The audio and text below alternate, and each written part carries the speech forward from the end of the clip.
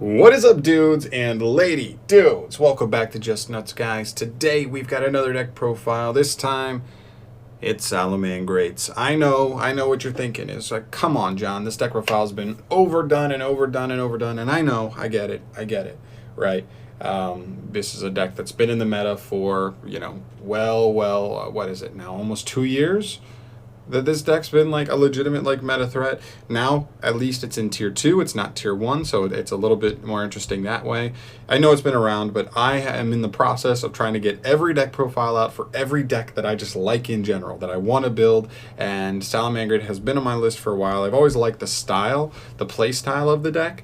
I just when it was a tier 1 deck for like a year straight, I was kind of just like bored of it and just like, come on, I'm not really that into it. Same thing with Sky Strikers for me, honestly. But now it's not as interesting because it is a tier 2 deck, and one of the cool things about it being a tier 2 deck is the more that it gets power crept and power crept and power crept, Konami might look at this deck and be like, okay, have a Mirage Stalio back.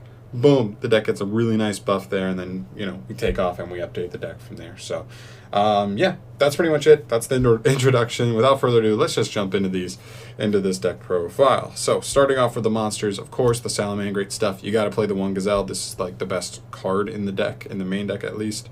Then we have 3 copies of Jack Jaguar. We have 2 copies of Foxy.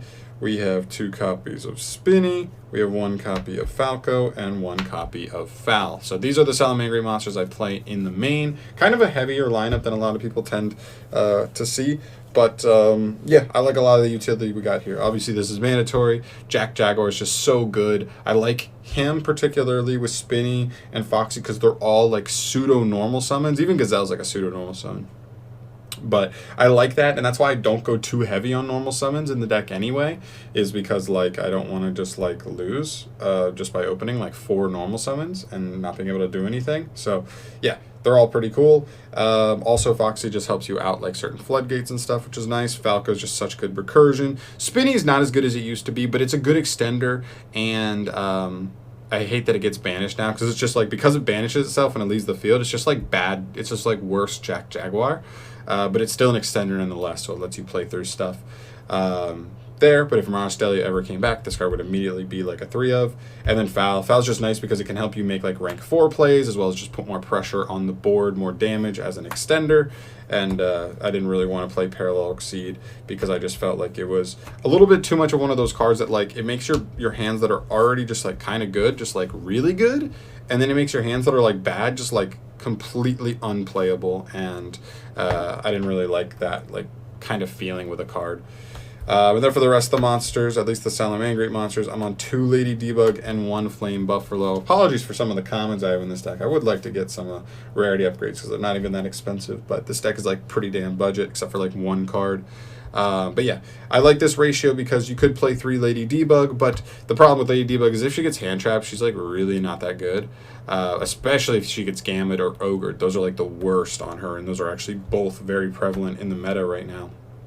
So I like having the 1 Buffalo that I can search off Signet Mining if I feel like my hand is one of those hands where I just like lose to a hand trap, because this is much harder to hand trap. You can chain block it, but you gotta have the discard for it. So like that's why I like it. 1, it's searchable, and then you don't see it too often without having like a good discard for it. So I like that. 2 and 1, not going too crazy on the normal summons because like I said, you have so many pseudo normal summons in the main deck between like Jack, Gazelle, Foxy, and Spinny. So I like that.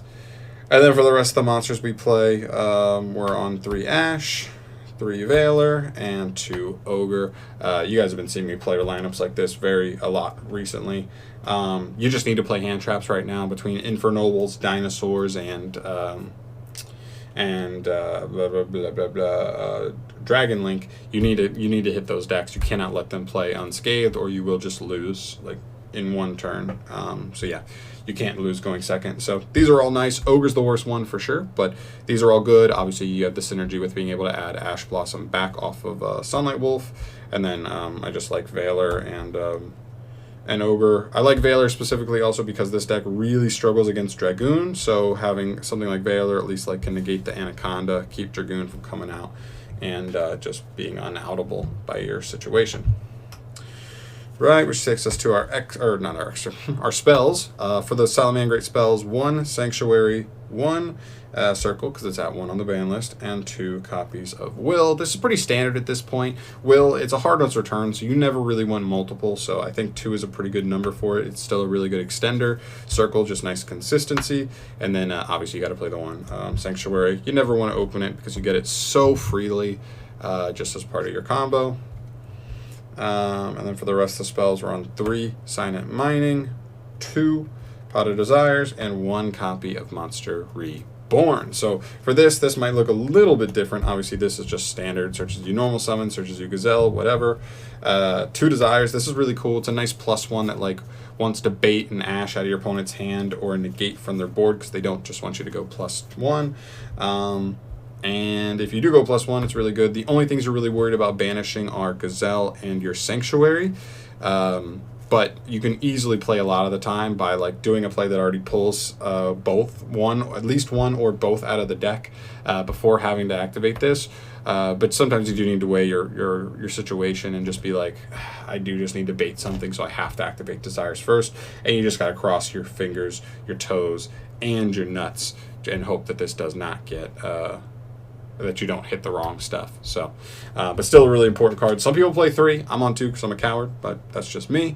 And then the Monster Reborn. This is really cool because it can be activated alongside a Will, as well as it just has like so much versatility. I mean, you can revive anything with this card. You could revive an access code, and then I believe access code can still just trigger. His second effect to just like pop things is only just a generic on-field effect.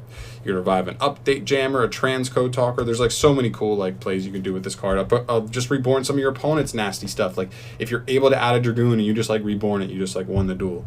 Kind of crazy. So yeah, cool card, just cool one of in my opinion. Just really versatile. And then for the traps, I'm on 2 copies of Rage and 1 copy of Roar. I'm definitely not opposed to playing 2 and 2, but this card comes back, so you don't necessarily need more than 1 of it. I'm just playing other traps, but I'll talk about that. So I'll talk about this in a sec. Why I might play 2. There. Also, sorry about the common. I don't like it, but I would like to get some upgrades soon. 3 impermanents. Pair this with your other 8 hand traps, so you have at least 11, and even 11 in the main deck is like not even that for sure. Like you're feeling good about yourself against these combo decks. They're just so good, but you got to play what you can. This doesn't turn on triple tactics talents at least, so that's pretty nice. It's still a good hand trap, and then the last card you play is 3 goes and match. So you have the hand traps, which are all like mediocre cards as far as like slowing your opponent down. They're not like blowout cards, but I wanted something going first that's just like a huge power card. Like this plus any other 1 disruption probably just beats a combo deck, especially game 1. And so I like that. I think 3 potentially could be too many in the main. You could potentially take out 1 of these for like a 12th hand trap. You could also take it out for the second Roar, like I just talked about, if you wanted. For me, right now I'm on 3. It just seems so good. Like just so good, man. Like I don't know what else to say. Like it's really nasty, and like these combo decks just cannot play through this. Infernobles cannot make Isold or Hauki Fibrax while under this, so like the only thing that really scares you from them is really like God Phoenix Gearfried, and like that's it. All you have to do is neutralize that card, and they just like can't do anything without removing this card. And like Dragon Link can't go Romulus, can't go Hauki Fibrax, can't go. They can do Guard Dragon plays, but that's about it. And again, when you force them into Guard Dragon plays, they run out of extenders much easier. So it only takes like 1 or 2 other disruptions, a hand trap plus a rage, and they just for sure pass. And you could probably either kill them or just like put them in a situation where they'll never be able to break that floodgate plus disruptions. So that's it for the main deck. 40 cards in the main. This deck can probably afford to play more, but I still like keeping consistency. So I'm going to keep it at 40 for now. I didn't feel like space was all that crazy. Like I was like, oh man, I really wanted to play this, but I didn't have room. I kind of fit everything I said in. Maybe, like I said, wiggle some things around, like the 3rd goes and match could be another hand trap or a Roar, but that's totally up to personal preference. All right. But then we end up in the extra deck here for the obvious stuff. 3 copies of Baylynx, 2 copies of Sunlight Wolf. I don't know why I don't have a 3rd Sunlight Wolf. Like, literally have no idea. But, yeah, sorry. That's a dumb proxy to have. And then 2 Heatleo. This is super standard. Like, I like the 3rd Banelinks. I don't feel as pressured to like fit specific things in at the moment. So 3 Banelinks. If you can play it, you play 3. It's so nice. Just protection. It's a +1 automatically, inherently, and it's good. Sunlight Wolf, just great. It's like a +2. Like, you make it, you add something back from grave, and then you add another thing back from grave. When it's resolving, it's too good. And then Heatleo, you got to play this. This is just so good, so busted versus matchups like Eldritch specifically. Not only is it removing their back row, but it's also just like shuffling it back into the deck, so they're not getting those traps and spells engraved to just continue to like grind. And that's why this deck can actually outgrind that deck, is because stuff like this. And then you just keep returning this with like Jaguar, and then you can continually do that like every turn. Get those like double back row removals. They're taking us to our the rest of the extra deck here, the non-Salamangreat stuff. This is not Linkuriboh. Keep in mind, this is supposed to be Linguriboh. I just don't have one, so I use Linkuriboh as a proxy. It's a really cool card. If you don't know what it is, it just takes, I believe, any level 4 lower Cyberse, and it's just a trap negate. When a trap card's activated, you contribute this card to negate it and destroy that card. So it's pretty cool. Definitely in back row matchups. Like, this is just a really cool card. If you were going to end like Sunlight Wolf plus a Jaguar, why not just end Sunlight Wolf plus a Linguriboh? At least put pressure on your opponent where they feel like they have to remove this. Or like they just like also have like a trap freely neutralized, later on in the duel. It's pretty cool. 1 Phoenix. I like Phoenix. It's just like a utility removal card. The deck doesn't have a ton of back row removal outside of Heatleo, so this is an additional way to remove back row. I also like that it you can co-link this extremely easily. Banelinks point straight down, Sunlight Wolf points straight down, so it's extremely easy to set this up for the co-link. So you could like pitch something that already has value engraved, like a Spinny, a Jack, a Falco, and then get just like draw deeper, get that card engraved that you want to engrave anyway, and then keep going. So that's pretty cool. Splash Mage, really cool extender. The best part about this card is it's a different attribute than Fire, so he helps you set up the graveyard with a bunch of different attributes. That's another cool thing about Linguriboh too, so that you can just access code, like pop like 4 cards, be 5,300, and able to attack twice, so it's just like game for sure. Update Jammer, this is how you make transcode or access code in a way that they can both attack twice, which is pretty disgusting. This card's actually disgusting.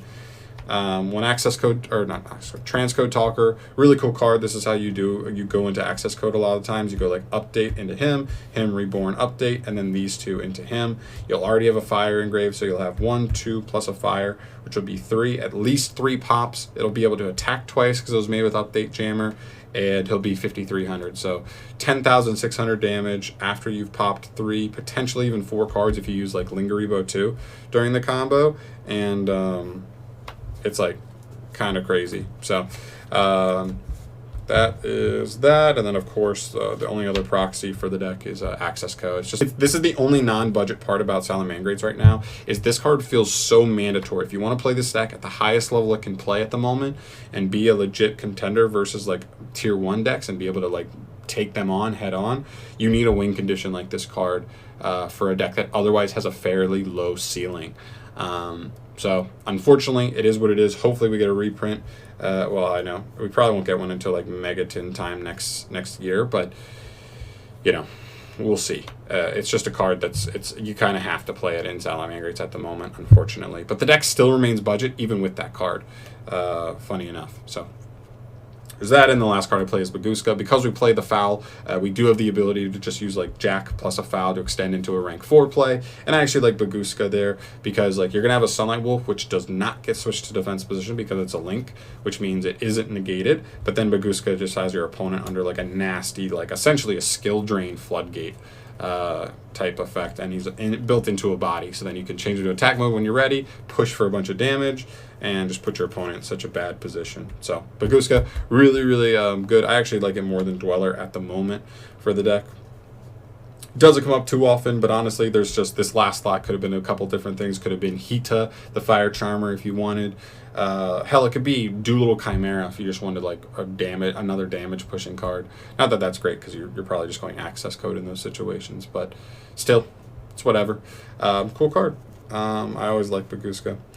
And that's pretty much it for the deck profile, guys. That is it. 40 cards in the main. Not super crazy, but this is just my personal take on Salamangreats. I'm definitely curious to see what you guys think on it.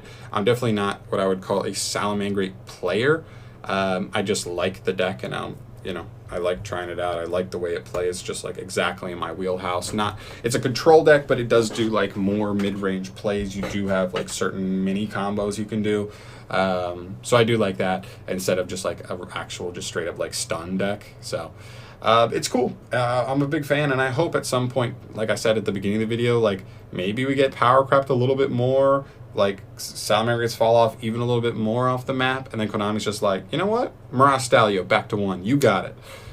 This deck would get a huge buff off that, and I think it'd just make the deck that much more fun. I never really played him when they had Mirage Stalio, so I'd love to see that happen. But that's going to do it for me here, guys. Thank you so much for watching. As always, you know the drill. Subscribe if you have not yet and you want to see more deck profiles from your boy in the future. And leave your comments, suggestions down below, and that'll do it for me. I'm going to get the hell out of here. Thank you so much. I will see you in the next one, and peace.